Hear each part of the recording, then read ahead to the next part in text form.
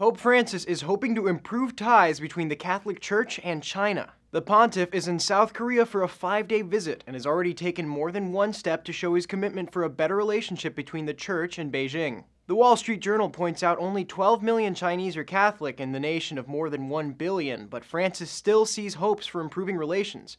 On Sunday, he told a group of Asian bishops he hopes they can help create ties with any country that doesn't already have them. Korea's Yonhap news agency cites a Vatican spokesman who says some of those other countries include Vietnam, Laos, and North Korea. He also says this offer of the Pope for dialogue is to all these lands and not just one. But during the Pope's nearly week-long visit, a lot of the media attention has been on China. The coverage really began as reports came out that Pope Francis sent Chinese President Xi Jinping a telegram while flying in the country's airspace, which is actually customary when a pope flies over any country. NPR called China's decision to allow the Pope to fly in its airspace a possible sign of, quote, thawing relations.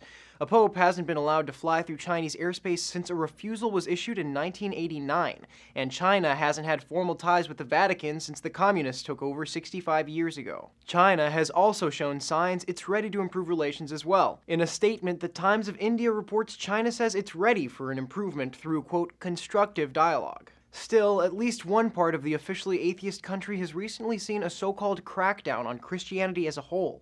According to the New York Times, authorities in a coastal province ordered more than 100 churches to be demolished earlier this year and have removed crosses from others. And earlier this week, China was accused of blocking dozens of students from attending World Youth Day in South Korea, which, as the Korea Herald points out, the Pope was attending.